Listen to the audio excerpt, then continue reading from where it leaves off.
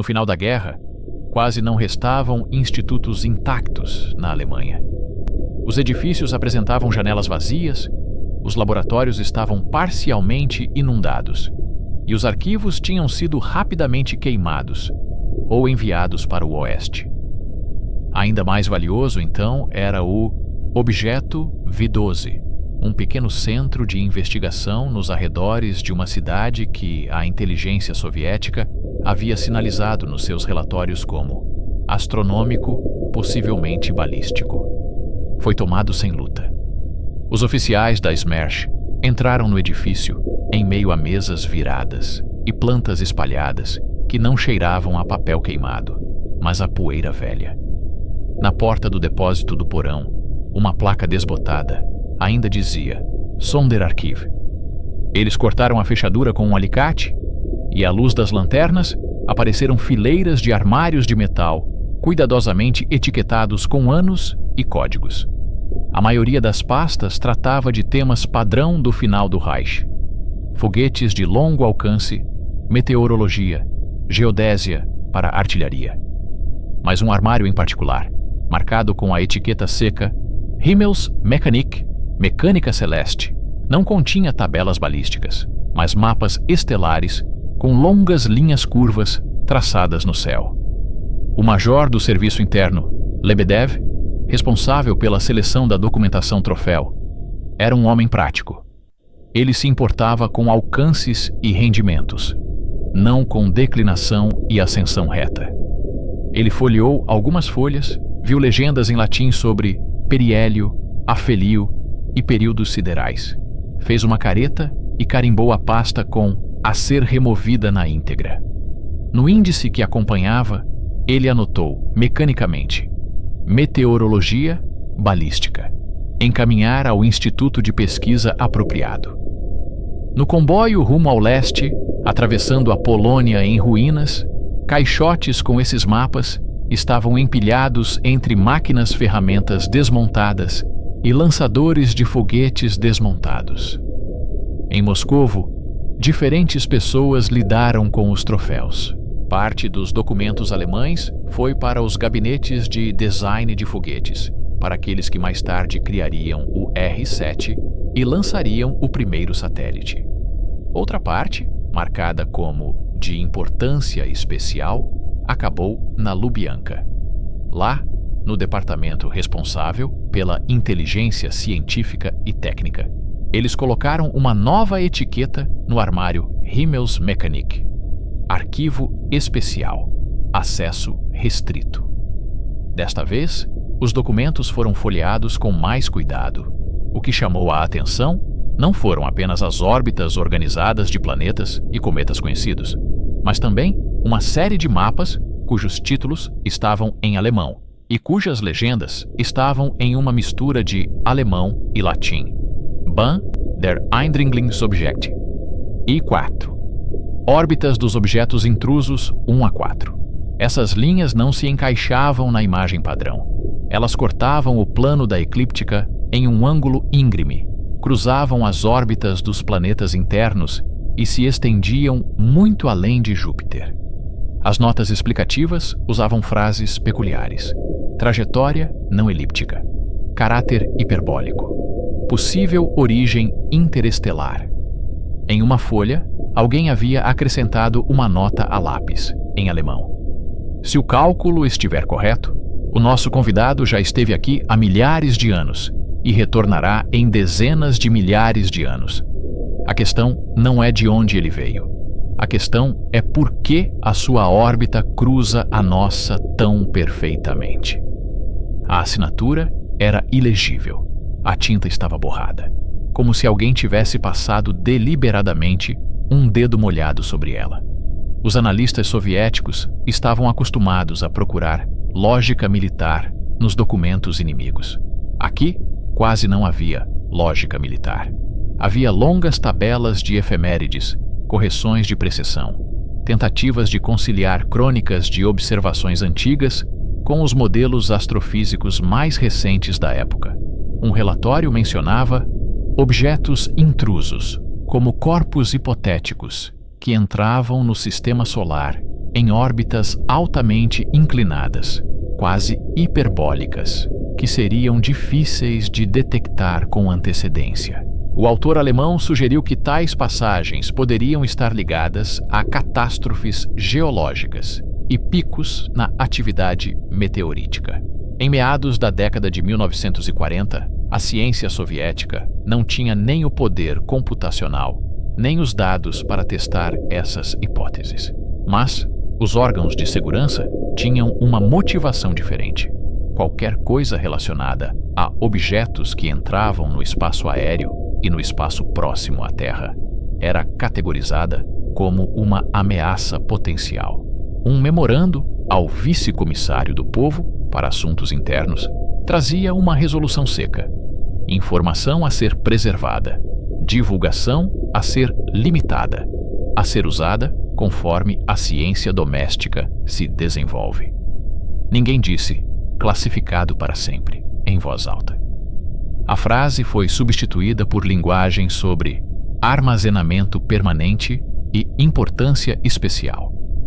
A pasta de órbitas foi para uma prateleira ao lado de outros troféus estranhos: diagramas de lasers de acetileno, projetos inacabados para aeronaves com asas inclinadas para a frente, plantas para sistemas de radar de alcance ultralongo.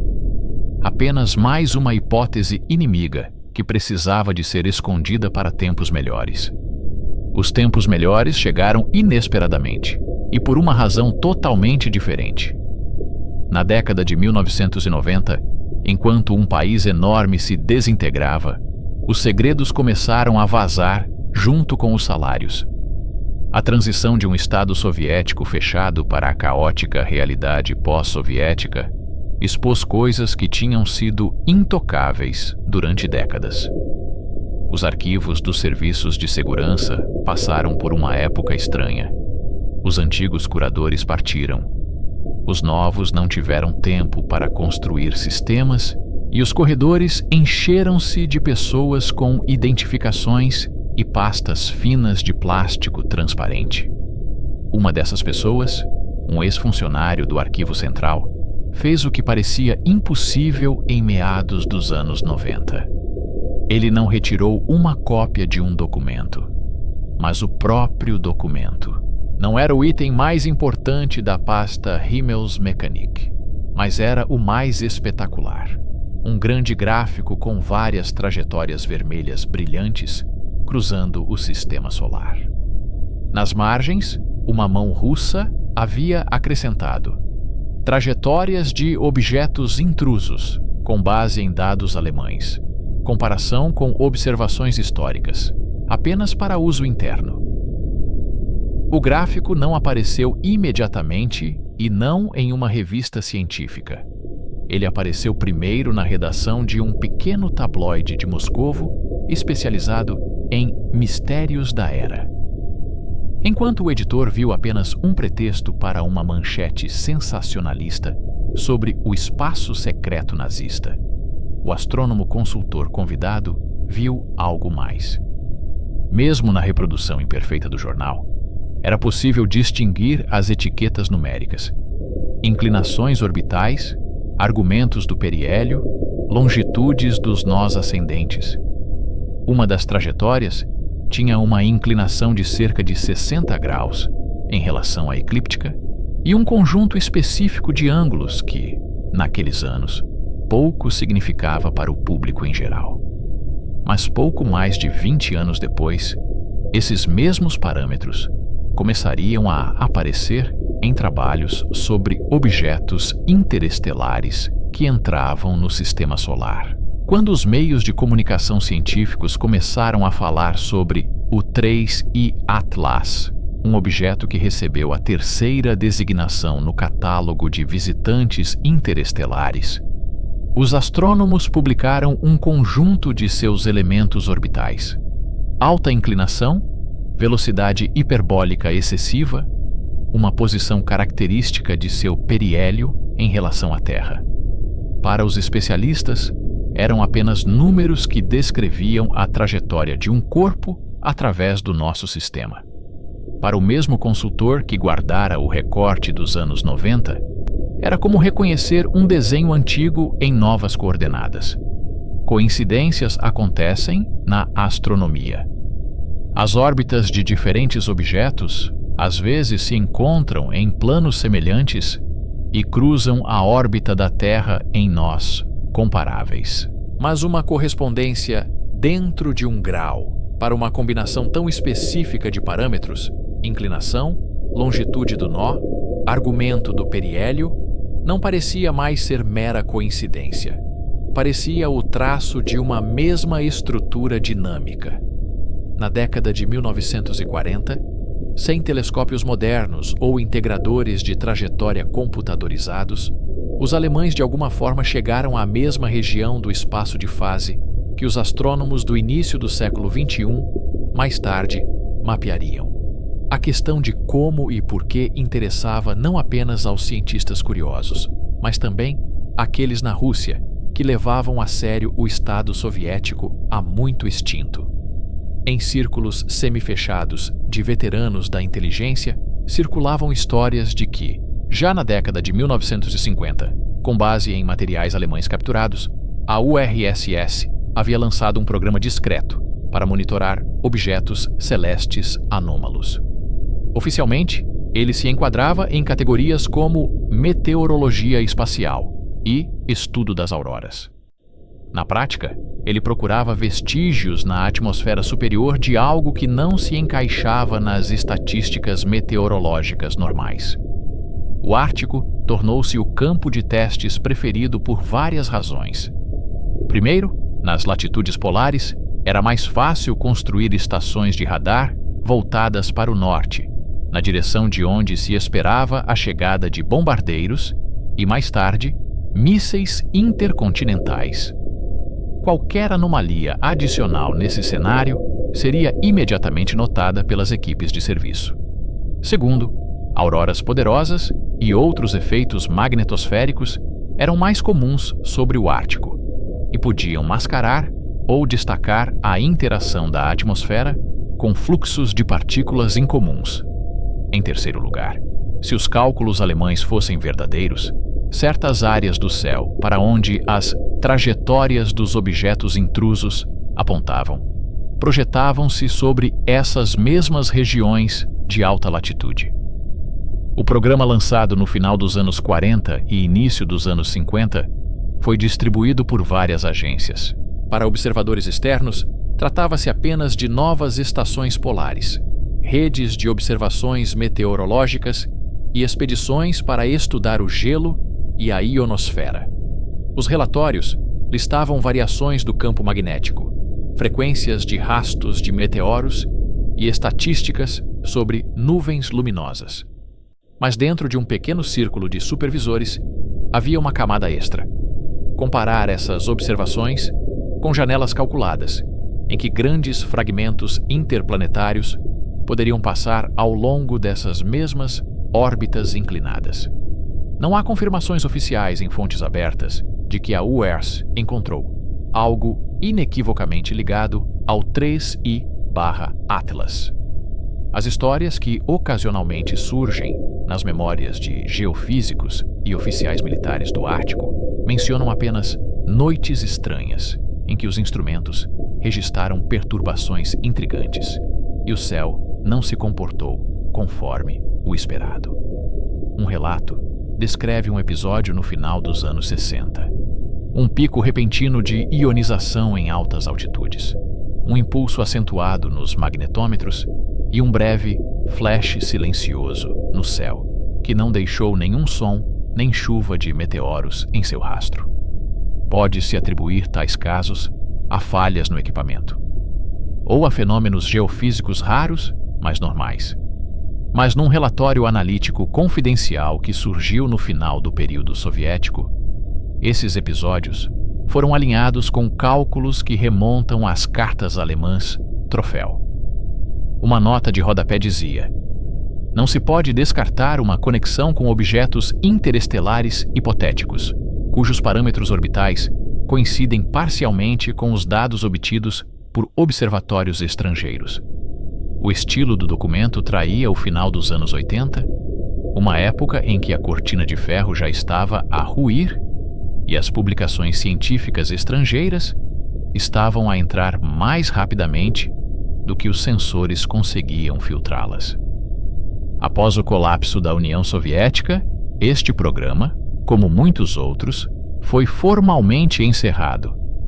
As estações foram desativadas ou entregues a agências civis. Os arquivos foram parcialmente perdidos e parcialmente entregues a novos serviços de segurança e institutos de pesquisa. A questão das órbitas, como a do 3I/Atlas, passou da categoria de ameaças ideológicas para problemas científicos globais, agora abordados por equipas internacionais. No entanto, o simples facto de, em meados da década de 1940, no fundo de uma cave alemã, alguém ter encontrado um mapa cujo padrão corresponde às soluções orbitais modernas para um objeto interestelar com uma precisão de quase 1 grau, permaneceu um símbolo mudo. Um símbolo de quão profundamente os interesses do Estado, primeiro do Reich, depois da União Soviética, se entrelaçaram com a mecânica celeste pura. E um símbolo de como as mesmas linhas num gráfico podem ser facilmente interpretadas como uma ameaça de invasão, ou uma rara oportunidade de espreitar para além do nosso sistema, dependendo de quem detém o arquivo. Os poucos que examinaram atentamente o gráfico que vazou na década de 1990 rapidamente se depararam com outra curiosidade. As notas alemãs nas margens referiam-se claramente não apenas a cálculos, mas também a fontes que já não existiam. Num canto, ao lado de uma trajetória, dizia: correlacionado com crônicas do ano 1014, ano 684, ano 218 antes da nossa era. E, abaixo disso, uma frase quase apagada sobre dados de observadores do Próximo Oriente. Isso significava que os autores dos documentos troféu não estavam a trabalhar no vácuo. Estavam a basear-se em séculos de registros astronômicos e mitológicos, tentando juntá-los numa única sequência de passagens por algum objeto intruso através do sistema solar interno. Foi precisamente essa tentativa de interpolação histórica que mais tarde intrigou tanto os analistas soviéticos. Deu-lhes um pretexto para continuar a pesquisar, não como um mero teste de uma teoria inimiga, mas como uma reivindicação da herança científica de observadores antigos. Dentro do sistema soviético, o tema desenvolveu lentamente o seu próprio jargão. Os relatórios oficiais usavam frases secas como objeto X em órbita inclinada ou intruso hiperbólico, mas em conversas informais, os oficiais e cientistas permitiam-se mais. Expressões como pedra alienígena, convidado de fora, e às vezes o direto Atlas estavam em circulação muito antes de essa sigla se tornar o nome de um levantamento aéreo americano. Em reuniões onde se discutiam as últimas anomalias do Ártico, estranhos flashes em alta altitude, impulsos curtos de radar, a mesma pergunta sempre surgia: arquivamos isso como intrusão ou descartamos como clima solar? A resposta determinava se o relatório ia para um arquivo meteorológico regular ou para o mesmo pacote especial, onde tudo que se assemelhava vagamente à geometria alemã era armazenado. No final dos anos 60, quando a URSS já havia lançado satélites, enviado um homem ao espaço e pousado sondas robóticas na Lua, os gráficos troféus alemães pareciam ultrapassados em comparação com as conquistas soviéticas. Mas foi exatamente nessa altura que várias linhas independentes convergiram. As naves espaciais registravam densos fluxos de meteoros. Os radares terrestres em altas latitudes ocasionalmente captavam ecos não identificados. e as estações geofísicas no Ártico registravam breves e intensas perturbações magnéticas não relacionadas com erupções solares ou tempestades magnéticas típicas. Numa análise confidencial preparada para um pequeno círculo no Comitê Central, os analistas escreveram cautelosamente: os episódios observados podem representar manifestações de fragmentos interplanetários ou interestelares cruzando o sistema Terra-Lua ao longo de trajetórias semelhantes às calculadas anteriormente. A liderança política via isso de forma diferente dos cientistas. Para os físicos, a questão era até que ponto as anomalias observadas podiam ser associadas a uma órbita específica e se elas se repetiam. Para os funcionários do partido e líderes militares, outra coisa era mais importante. Tal evento poderia ser usado por um adversário, como cobertura, como canal para sabotagem, como gatilho de informação. Numa nota sobre o relatório, atribuída a um vice-ministro da Defesa, lia-se: caso uma regularidade seja identificada de forma fiável, deve ser considerada a possibilidade de controlar a informação à escala internacional. Por outras palavras, mesmo um potencial -Atlas 3I/, caía automaticamente na categoria não apenas de segredo científico, mas também estratégico. Após o colapso da União Soviética, algumas das pessoas envolvidas nesses programas tentaram levar as suas versões da história ao público. Alguns falaram de anomalidades espaciais soviéticas, outros de um programa secreto do Ártico, mas quase todas as conversas esbarraram na mesma barreira: a falta de documentos. Os arquivos da NKVD-KGB, onde estavam os mapas alemães originais e os primeiros cálculos soviéticos, nunca foram realmente abertos. Vazamentos ocasionais, como aquele gráfico em um jornal dos anos 90, alimentaram o interesse, mas não forneceram material suficiente para uma análise rigorosa. Como resultado, o tema ficou repleto de rumores e conspirações, onde elementos reais, o centro de troféus, estações árticas, correspondências de parâmetros orbitais, coexistiam com fantasias sobre foguetões secretos para um objeto interestelar.